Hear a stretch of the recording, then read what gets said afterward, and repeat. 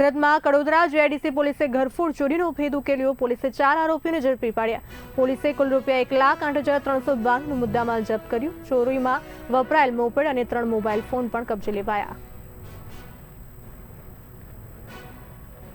6-7 દિવસ પહેલા Kadodara police station વિસ્તારમાં એક કપડાની દુકાનમાંથી ચોરી થવાનો બનાવ બનેલ હતો।